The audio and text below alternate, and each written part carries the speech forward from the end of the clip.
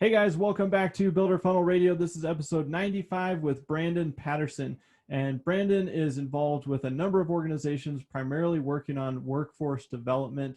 You may have seen him on Instagram or through Iowa Skilled Trades, which you've probably seen online. But in this conversation, we dive into things that he's doing in terms of big initiatives to basically market our industry, get more younger kids involved with the trades, with the construction space, and opening up their eyes to other career paths. So he's got some awesome things that they're working on, but also some tactical things that you can be working on, kind of boots on the ground, at your level in terms of apprenticeships and stuff like that, education. So I think you'll get some good insight out of this episode. I know Brandon's really passionate about it, and it's super important for the future of our industry. So sit back and relax, enjoy episode 95 with Brandon Patterson. Hey, Brandon, glad to have you on the show today. Thanks for having me, Spencer. It's been a long time. Yeah, it's been a little while, I think we've been talking about doing this recording for a few months, and a few things have changed since we last talked about it. We're going to dive into some really important topics today and what you're doing within the construction space in terms of workforce development and training the new generation and getting the new generation involved. But maybe let's back up a couple of steps. How did you get involved in the construction industry? Kind of what's your story? Sure. I grew up in the construction industry and have been in it in some capacity or another, whether it be, sales or whatever, through my whole life. So my parents owned and operated a plumbing, HVAC, electrical, underground excavating company for over 30 years. So grew up in that space. And then my wife was hired straight out of college to a company called Ferguson, which is nationwide. You've got them out there too. And they moved us to Colorado and then Las Vegas. And then I started with them out there in Las Vegas and worked there during the housing boom in both the commercial and residential sides of things. And then they moved us to Omaha and then to Des Moines. And then I started in real estate, really focusing on new custom homes and things like that coming out of the recession. And then was super passionate, obviously, about the skilled trades. So kind of just rolled right into that, got really involved with our Home Builders Association here and started getting more involved with volunteering and trying to figure out where I fit in. And this is something that really just fit my passion. So they made a job for me and I couldn't say no. And this is how I got to where I am today. Cool. Yeah, that's awesome. And for those that maybe don't know you, Brandon's all over social media and he does a great job of, promoting basically the industry. But what is your role today? What are you currently up to? Sure. Yeah. My role today is workforce development. I do workforce development for the Home Builders Association of Des Moines, but then also I'm partially employed by the state of Iowa Home Builders Association too. So I help kind of like coordinate whether it be messaging or like our Build My Future events, which is like the hands-on trades days, things like that across the state with our other locals. And then in Des Moines, obviously, we've got a skilled trades academy that we privately funded, which I'm super involved in and have been involved with for years. So day to day is definitely different as far as the HBA things. I do a lot of the digital marketing and things like that for our shows, Home Show Expo, Tour Model Homes, Home and Remodeling Show, and then handle like the day to day digital, whether it be, just a post or answering, engaging, things like that. So Yeah, that's super cool. And I guess I'm curious to learn a little bit more about some of the big initiatives, the things that are on your radar that you're working on right now that are kind of critical to the future of the industry, and especially when it comes to just workforce development and getting that next generation involved. yeah, so Build My Future is one that I mentioned. That is one of our biggest initiatives. It's all through under our Iowa Skilled Trades label, which is our, skilled trades, building that next generation initiative. Um, that is a hands-on event that we do across the state, and they're also all over the nation. Some might be through the Home Builders Association. Some, if you look at them, are done by chambers of commerce. Some are done by AGC or, your master builders or whoever. But really it's about getting the kids involved. So last year was our first event like that. We had over 2,100 kids come. It was great. We had Sean Van Dyke, who came and spoke to the kids and broke down trade school versus, traditional college route type thing, which was awesome. And then this year was supposed to be April 15th and COVID happened, but we had over 3,000 students already signed up. So we were on our way to over doubling. Wow. This year. The teachers love it. The kids love it. We also do an adult component to ours here locally in Des Moines to try and engage some of those underserved populations and things like that. Really try and make it so there's no barriers. Everybody is welcome. See the trades, touch the trades, and kind of just pique their interest. Try and if you're homeschooled, bring your parents, or if you can't make it during the day, come back. Because we go into the evening, bring your parents with you. Just really let everybody see what's available to them, because that's one of the things that we talk to. Even when we talk to the college kids, they're in college already and they still don't fully know everything that's in the building industry. They just think you're a plumber, you're an electrician, you're a welder, whatever. But each one of those has multiple career pathways. So just trying to show them all of that. Yeah, it's really interesting. As you were kind of talking about that, I was just thinking about my own experience, kind of like going into college and what that looked like. And depending on how you grow up and what you're exposed to, I mean, so many people now, the messaging is just go get a degree, then go get an advanced degree, then go get a super advanced degree, just like stay in school forever and don't. So I feel like there's just not enough awareness. And so stuff like this event, I bet is just huge for just generating that initial awareness, like, oh, this is a possibility. Do you find that to be true, that just kids don't know that there are these options? For sure. I mean, and there's probably people even in our industry that don't even know all of the pathways that are available to them until they start getting into it and get that experience. One of the best things about our industry, I feel like that might be a little bit different, is that your field experience is equivalent to degrees in a lot of ways.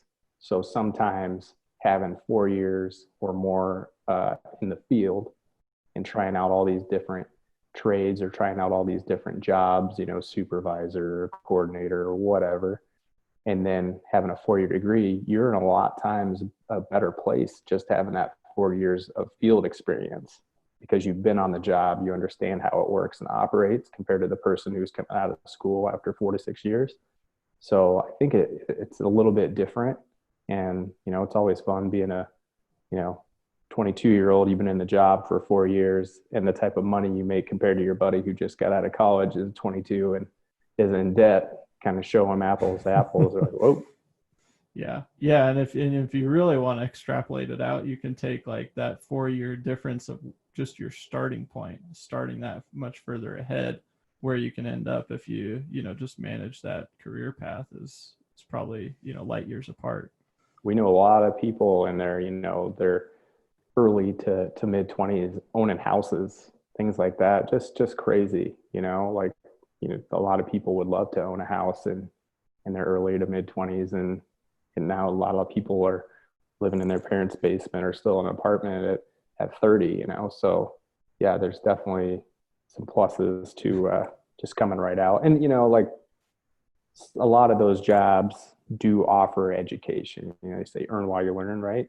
So whether it's union or non-union, there's still those apprenticeships out there where you're still going to the job site, but then you're still doing the education side of things. So it's not like you're not learning while you're in the trades. It's lifelong learning. Yeah, that's a good point. So you kind of talked about this. You said it was the Build My Future event. What else do you guys have going in terms of kind of bigger initiatives? Yep. So Iowa Skilled Trades by itself is a fairly large initiative. It just grows and grows. It seems like, we started off as, here we are, a small group of us help privately fund this Skilled Trades Academy at Central Campus in Des Moines to bring in Mike Rowe to town from Dirty Jobs to try and, like we did this school. And I feel like nobody knows about it. how are we going to get more people to know about it? Let's bring Micro out of town. So, that was a huge success too.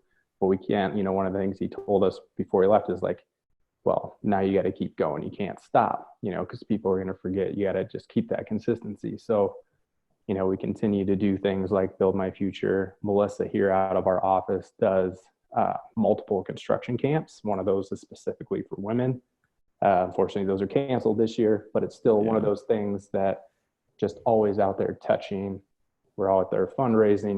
We do the we team up with Breck from Builders of Insta to do the Builders of Insta meetup at the International Builder Show.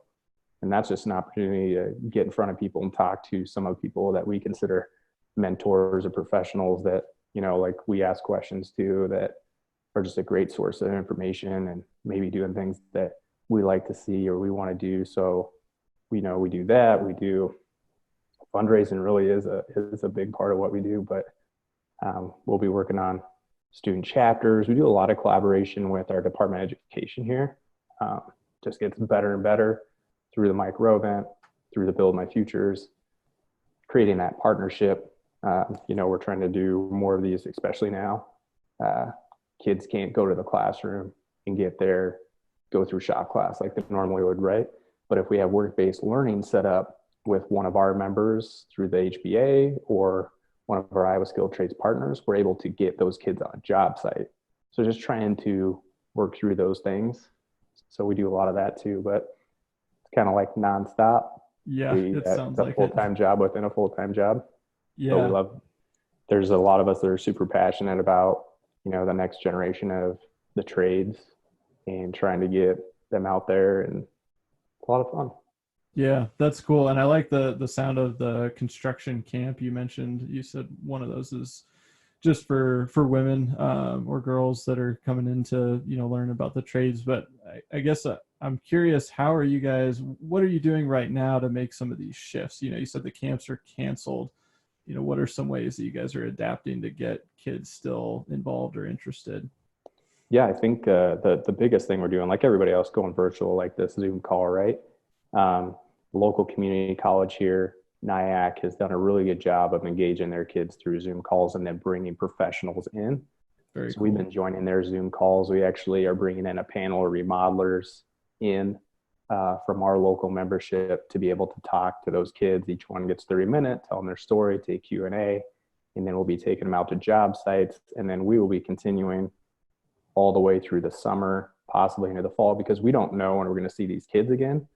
We're just planning to put out weekly virtual events where they can join, do Q&As, where they can, we're going to do mock interviews. That's something that Melissa thought of that we thought would be great. It's a way to get them ready because of the work-based learning where they will be doing internships, try and get them some of those soft skills. So just getting out there and trying to hit them however we can. Had good success with the Zooms. I don't know. And that's the community college level. So we'll see how the high school level takes it. I don't think we'll be able to really bring in too much of that middle school, but we're just going to see how they take it and we'll adjust on the fly. You kind of got to be able to adjust right now. And luckily I think that we can do that. Yeah. You have to try new things and just, make it work. I was talking to somebody else earlier and it was just like when you're in a situation like this, sometimes it forces your hand and you just go, well, we have to figure out a way. So let's just try some things. And it sounds like that's what you guys are doing, is just diving in and saying, okay, we could adapt this way or this way and kind of see what the response is and how people are, engaging with it. Yeah. And you got to stay relevant for sure, Mm-hmm. because like I said, we don't know when we're going to see them again. And we want to be top of mind for those kids, the teachers, the parents, whoever, to come to us with their questions or whatever they need.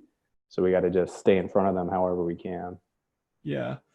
So I want to shift the conversation a little bit. A lot of our listeners are, business owners. They're, own a building company, a remodeling company, contracting company. So you're doing this full time and you're involved with the HBA and some other organizations, but for the business owner out there, what are some things they can do to contribute to kind of this general like movement that we're all trying to push, which is just getting more people, younger kids interested, involved, whether it's apprenticeships or just education. Have you seen some things that some companies out there are doing that you think are pretty impactful? Yeah, I mean, I probably pay attention more than I should to a lot of that stuff through social media, but I like nerd out on a lot of that. My Instagram friends are like my best friends. Um, but to me, there's a lot of different things, and not every business is able to do the same amount of things, whether it's time, capacity, financially, whatever. But mentorship is a huge thing, right? And that goes to the work-based learning or the internship thing. If you have the ability to take on kids, for one, you get to train them. So they're trained the way you want to be, which is one of the things that we hear all the time, is that people want to be the ones to train these kids because you don't have to worry about somebody who maybe had been in the industry for 5, 10 years, who maybe has some of their own ways of doing things that aren't always the right way, not OSHA approved or whatever. But it allows them to train these kids. Once again, Earn While You Learn, a lot of them will be going through apprenticeships at the same time. And, I think that's one for sure that I really, really, really would love more people to do more of the mentorship things. We're working on it here. It's not as easy as it should be, especially in times because of the skill gap, where maybe they don't have, like I said, the capacity to take people on and train people, because it does take a lot of time and you don't want them to leave. But I think if you train them right, they probably won't leave anyway. Another way you could just like you said, education. So like the content that people put out there. You see a lot of, like, Nick Schiffer recently started something where he's sharing, and Brad from AFT Construction, like they put kind of some of their day-to-day stuff out there on the YouTube now, that I think is super interesting because it tells the story. In this next generation, I feel like needs to see the pathway from where they start to entrepreneurship or whatever. When they can see it, I feel like it makes more sense to them because they're used to, viewing things on computer or TV or tablets or phones or whatever. But it's amazing what you can do in 5 years in this industry. So if you can show them that, I think that they'll be more excited about their future here. Yeah, I think you're right. And it also kind of, it works dual purpose. I think when you're sharing that content through YouTube or, Instagram or whatever it may be, showing videos of the day-to-day, you're also using that as marketing your own business. People are getting more exposure to you. And so it's really, a win-win. And you can look at that budget as really like benefiting you in two ways, and that you're helping educate and maybe pull in some people that are, wow, this company's really cool, I'd love to work for them. They can learn about the career path. But then, prospective customers are seeing that too, and they're going, wow, this is a great local business, they're providing, career paths, plus look at the work that they're doing, it's amazing. Those types of things. Is that something that you see, in terms of the couple examples you kind of listed?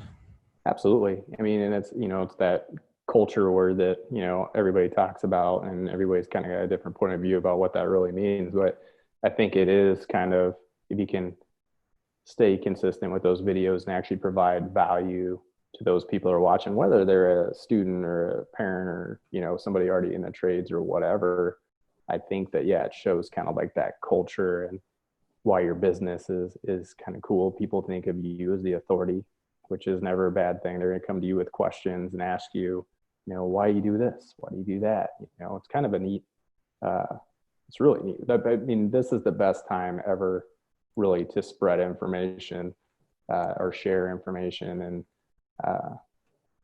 I think that we're lucky to have it. I think it's just more or less about, for so long, our industry was so good at marketing to themselves, because you had people making decisions that, oh, I love this, this is good. But you were marketing to people who are already in this industry, or people who are already into your company. But now they weren't doing a good job of actually connecting to those parents and those educators and those future generations of kids. So we got to like rethink our marketing and how we reach out to those next generations of people out there.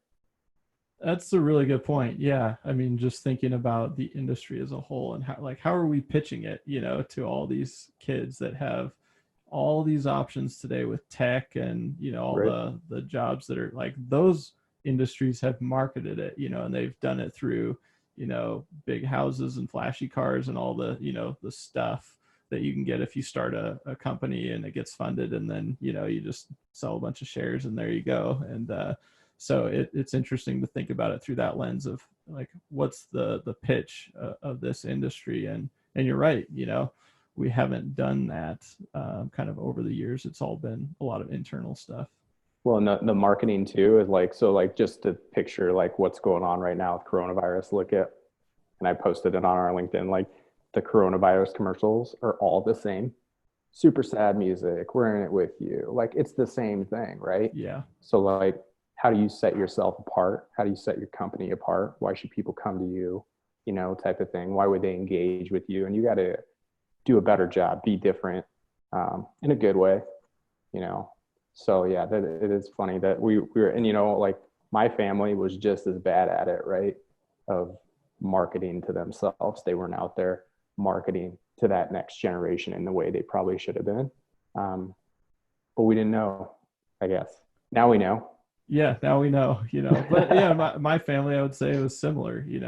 They've been in the construction business for 110 years. And it was like, well, our family all knows about it, but it's not like we were, doing anything to pull new people in or anything like that. So, right. Yeah, that's a good point. Well, what are some other things people can do to maybe like collaborate? You mentioned kind of the, apprenticeship model, or, getting involved from education standpoint. But if somebody's going, well, I kind of don't even know where to start, are there organizations, people that they can reach out to, or ways you can kind of like, hey, we're all in this together, how can we combine forces a little bit? For sure. Yeah. I mean, there's plenty of associations and stuff out there in each community. And I think if you're a pretty good judge on how things work, once you start talking to these people, whether it be a chamber of commerce, whether it be associated general contractors, whether it be master builders, whoever is your players in your area, I think after you had a few conversations with them, you would be able to say, oh, Home Builders Association, they're engaged, they're doing it right. Or in this community, maybe it's AGC that's doing it right. And if you look, a lot of these areas like Build California, or there's one out of Minnesota, there's one out of Georgia. They're actually coalitions of multiple associations together doing things like what we do, which is really what we want to just be, a coalition of all of these great associations and unions and non-unions and apprenticeship programs and schools, and just trying to be the one-stop shop of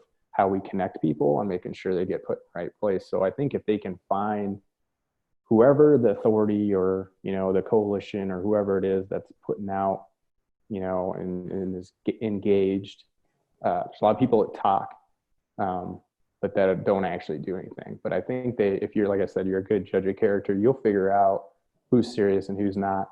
If you reached out to me, if you reach out to somebody like Breck at Builders of Instar, We Are Hammer, he's probably a pretty good judge of who's engaged and who's not. The Modern Craftsman, those guys know who's engaged, who's not. So that's what going back to, the Instagram thing again, right?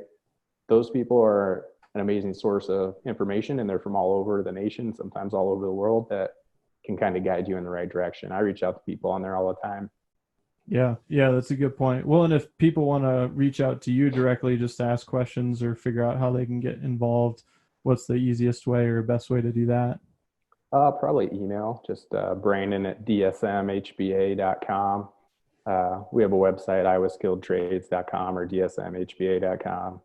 I'm all over Instagram and LinkedIn and stuff. Pretty easy to find. There's a picture with me with unicorns in the background.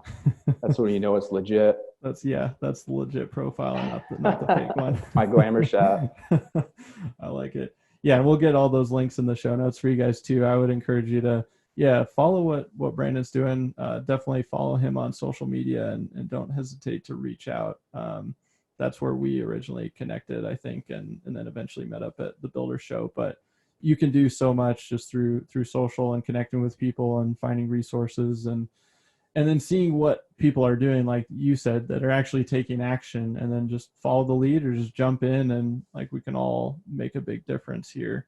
Brandon, in some areas might not work in your area or whatever. Like I said kind of before, there's some really good programs out there amaze me every day, right? When you think you see it, you've seen it all. It's like, oh man, these guys are doing something awesome. I mean, Colorado has 2 or 3 really great programs with the Mill and the Colorado Springs Home Building Academy and stuff like that, that we've taken pieces from what they do and started to implement that here. I mean, and because, something that we're looking at is sustainable funding models for construction programs locally for these schools, because it's one of the things that education just doesn't fund, right? Mm-hmm. And so how do we fund these without consistently asking our industry to fund them? We're fine with them taking some of the burden at the beginning and like sweat equity, right? They're putting their money and their time into it, which is great. I think our industry should do that, but you can't keep asking them to shoulder that burden forever. So if you can find a way to sustainably fund these programs, like we go after grants are great too, but eventually those grants are going to be gone. Yeah. So you got to find a way. How do you keep money rolling in? How do you fund these teachers? How do you fund these programs? So something that we're always working on. And like I said, a lot of the information that we got is from talking to other programs across the nation, taking bits and pieces of what they do, make it work for Iowa. So yeah, that's great advice. I mean, no point in reinventing the wheel if people have already been working on this and have figured out some things that work. So you might as well take those and run with them. Brandon, I've got one last segment of the show for us, but before we get to that, any last thoughts or things on this topic that you'd want to let people know or encourage people to take some action on? yeah, I mean, for our industry specifically, I kind of mentioned it before, like there's so many different parts of the trades, right? And I was in real estate for a while, and I know you guys do a lot of like new home sales or whatever, like the type of marketing piece and things like that.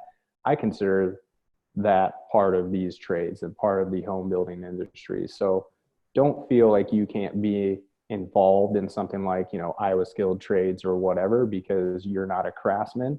Like I'm really good at demo and plumbing maybe from the ground up, but I shouldn't touch anything else that has detail involved with it, right? So like everybody's got a different skill set, and maybe yours is marketing, and maybe a nonprofit like Iowa Skilled Trades would need you to do something like that. So I think just getting involved, like we talked about earlier, just finding who is somebody that you want to be involved with as far as the next generation of the trades. Maybe it's just the summer camp. Maybe it's just a mentorship. Maybe it's something like that.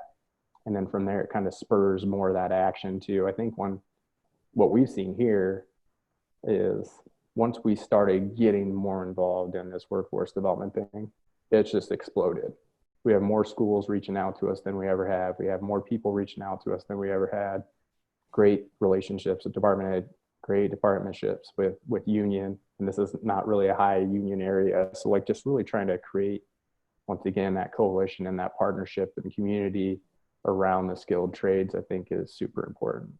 Yeah, that's good advice. And yeah, just get it started, and then you kind of figure out the next step after that. So yeah, We've been making it up as we go for 3 years, 4 years now. So and it's all, some things work and some things don't, and you have roadblocks like COVID or funding and things like that. We don't win every grant that we go after, so it's just on to the next one. Take those no's and just keep on going. Yeah, that's awesome. All right, Brandon. Well, I got one last set of questions for you. We call it the Fast Five, and so I'm going to hit you with 5 rapid fire questions and just say whatever comes to mind. So the first one is favorite business book and why? Oh, favorite business book. Can I look at my phone? Yeah, go for it. I'm going to break the rules. Got the list. Yeah. I really like Seth Godin had a book. He's got some good ones. Yeah. He does have some good ones. Every once in a while I kind of do a Seth Godin binge and go, oh man, this is 2 or 3. So I think the Seth Godin one that I really like is Tribes. Yes. I think that's good. But I also did Atomic Habits recently. James Clear. Yeah, I mean, those are both really good books. And obviously with any book, you just kind of I'm really good at taking bits. I can't take it all. I don't believe it all, but some of it applies to my life easier than some of the other stuff does. But those are both two good books. Cool. Yeah, those are good ones. All right. Next question is, who is the most inspirational person in your life? Ooh, that's a tough one. Uh, I would probably say, just I think my family in general, like they gave me a great work ethic. It's not just one person, um, but watching them grow up, just work and gave me that work ethic and watch me fall down and hurt myself and break my arm again and told me to get back up and get out there. So I think that they've been super inspirational and very supportive, having that good family unit around you and all that stuff. And I'm a huge Chiefs fan, so I guess Mahomes is kind of like my dude. But yeah, we'll edit that part out. Don't worry. All right. Next question is, if you could have one superpower, what would that be? oh, it's tough. I want to teleport, but I really like time machine or teleport. That's a toss up between which one I want more. But teleport sounds great. Nice. Yep. That I'm with you on that one. Teleport's my power I would choose. So good choice. Yeah. All right. Describe yourself in 3 words. Let me see. Average height, um, energetic, creative. There you go. Cool. Nailed it.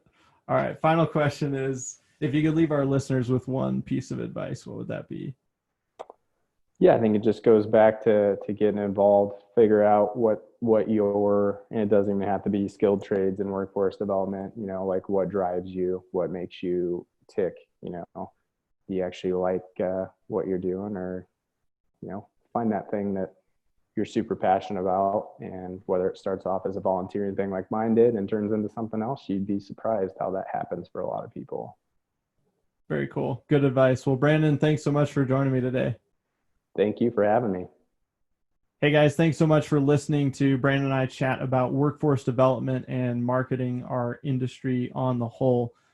As always, let's talk about takeaways. So a couple of things that stood out to me. One is just from an education standpoint. I feel like this one is a super easy step to get involved, is just promoting more educational content about what you do as a business and pushing that out on social media, to your email list, spreading the word so that people can start consuming that content and getting more exposure to our industry, our craft, our trades, all the things involved there. And then I think the second takeaway was reach out to an organization or somebody like Brandon who can connect you with somebody, or toss out some good ideas. But getting involved at another level, whether that's forming an apprenticeship program or just contributing to what your local area is already doing through an organization, but really seeing if you can take that next step to push our industry forward in terms of finding, some interest within this younger generation. They have a lot of options today, and a lot of options that are being pushed as the quote unquote the right answer, whether that's, tech or getting a law degree or a doctorate or an MBA or whatever that may be. And those are great options too. I think it's just about giving people what else is out there, and there are great career paths within the construction space if those other things don't sound good to you or don't sound like as much fun. So I think taking that step is really big. If all of us do that and take that step, then we're going to start to see this thing roll forward a lot faster. So thanks again for listening, guys. Don't forget, would really appreciate you leaving us a review over on iTunes, or at the very least, if you got something out of this episode, you learned something, share it with a friend, hit the forward button, share it on social media. We'd really appreciate it. It helps us spread the word and get this out to more people. Thanks again for listening, guys. We'll see you next time on Builder Funnel Radio.